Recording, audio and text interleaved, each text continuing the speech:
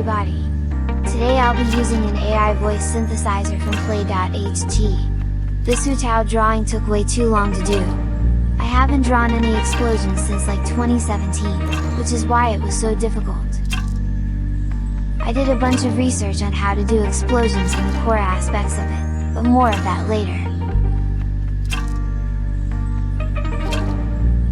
Anyways, I don't really show my first sketches as I like to really take my time to explore first, and recording just makes it feel stressful, like I shouldn't waste time. I only really do record my sketches when I'm going in with a solid idea already. This pose is actually based Hu Tao charged attack, when she reaches the end of her animation. I remember seeing it in the trailer and thought it was super cute. It is a bit tricky here since in the reference photo, her head is actually down and hidden. I remember pulling her and my friend asked if she was any good, to which I replied, "I don't know, but she is cute," which is really how I play this game. I'm going to skip a bit, since a lot of the footage is just me adjusting things bit by bit. My first drafts are really messy. Looking back at some of my older speed paints, my lines now are actually a lot thinner. I think it is a good thing, as thick lines really doesn't help much in terms of clarity. I still do a lot of stray lines though.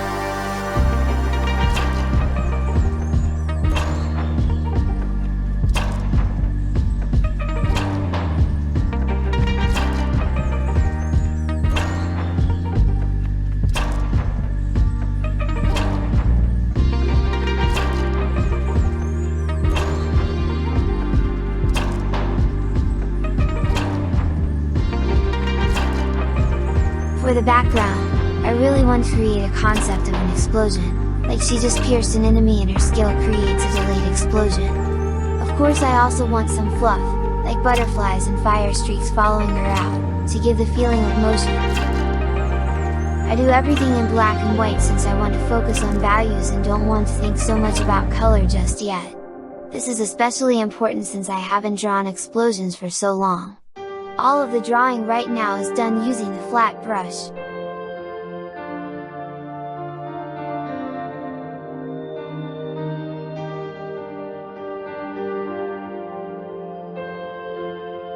So for the explosion, I searched up a bunch of reference pictures, and tried to capture the feeling of right before the big pop. In general, for an explosion, there needs to be kind of a bubbly feel, since the energy is pushed out evenly. I also need to be careful to not add too much detail, since it isn't a bunch of firecrackers. Adding some jagged explosion lines that leaks out gives a feeling of a bubble that is about to burst. I think I had like 4 different reference photos that I was cycling through, all different types of explosions as well. I had a few in black and white, and one in color. The important part was to capture the shape, then the colors afterwards.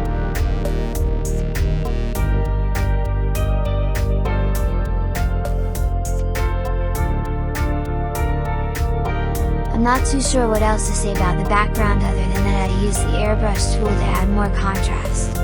I also decided to make the explosion a bit smaller, so there is a bit more distance between Hu Tao and the background. An interesting thing to note is that adding some lines on the ground adds depth, as it is similar to a perspective grid. Using shapes and patterns can really help give depth to a drawing.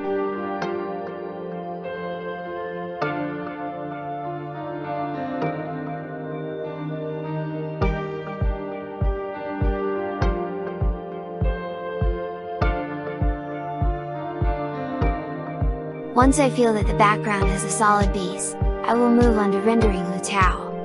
From there, I start adjusting Hu Tao more. It is basically cleaning things up and adding more details. Most of it is very general shading since I'll be adding color later, and in my experience, adding color never works out perfectly. I make a lot of the adjustments on where the head is positioned, since the entire pose is something I'm not too used to. The hat is also a bit tricky since it isn't exactly a normal top hat. Getting the perspective and volume right is quite hard. I think that the trick to shading is really just understanding volumes in 3D objects. Once you think of things in 3D, things become a lot easier, though the hard part is, of course, thinking in 3D. It is also one of the reasons as to why I'm planning to learn some sculpting in Blender soon.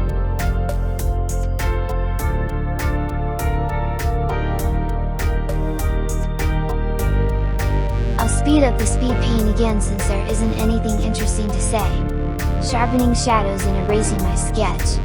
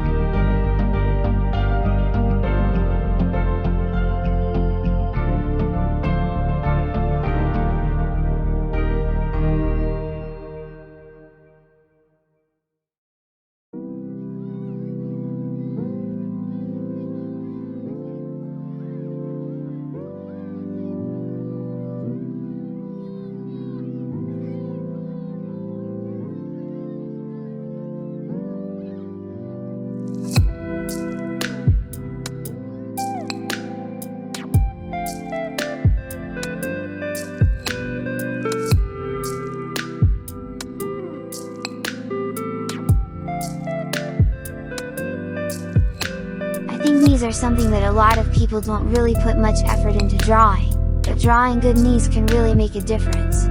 Even though I've studied it a few times, I still don't really have that good of a grasp of the shape.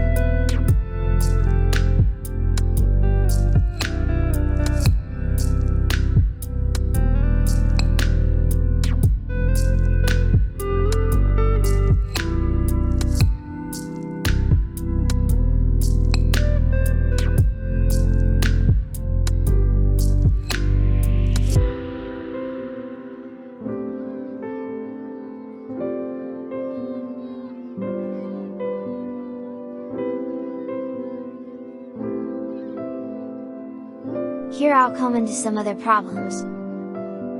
Because I adjusted the shape of the face, but drew the hat first, I now need to readjust the hat again. I won't be really adjusting it much now, but I'll be needing to adjust it a lot later on.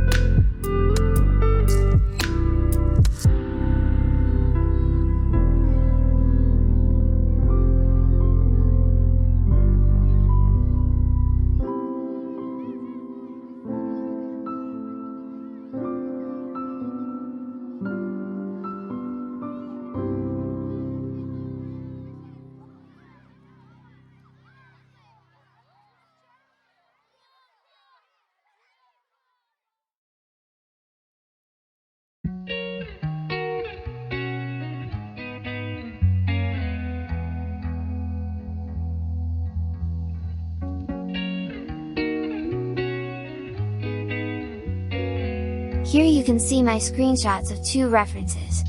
When she activates her skill and the blood blossom she leaves on her enemies.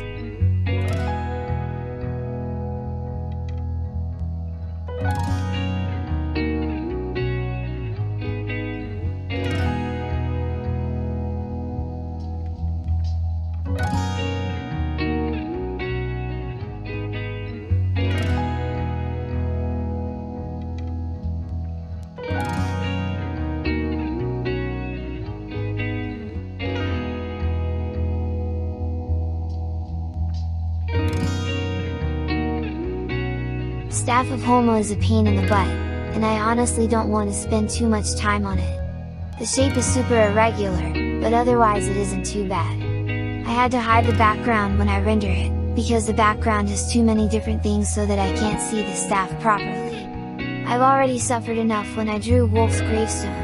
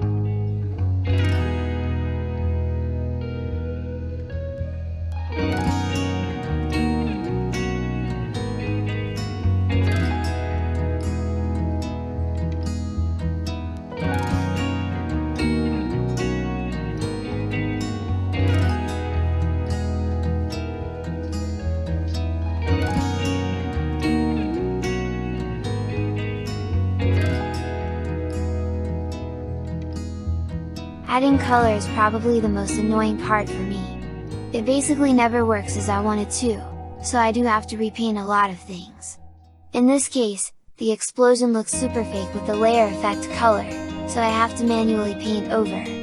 Since the explosion isn't fully bloomed, there will be a lot of smoke that covers the light. Adding small debris that flies out gives a stronger feeling of power and motion. Bright spots should also gleam out to really show that the explosion is crowning. The part that isn't an explosion is blue-purple to give contrast.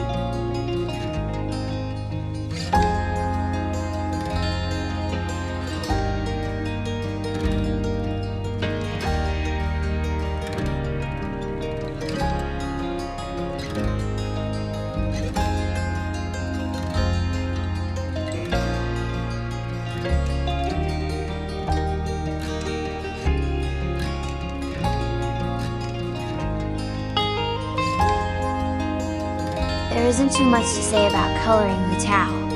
The first part relies on making sure that each part has a color that makes sense in the context. There is a lot of red and orange in the background, so the skin and black should be on the warmer side. Skin isn't usually in one hue, so I use a soft airbrush to brush in red. I spent around 2 to 3 hours just rendering out Hu Tao, and honestly it shouldn't take that long. It is really just about slowly eyedropping and sometimes using the blur tool to smoothen things out. This is part of where I feel that my skills are a bit rough, since if I knew what to do, I wouldn't need 100 strokes to paint one stroke.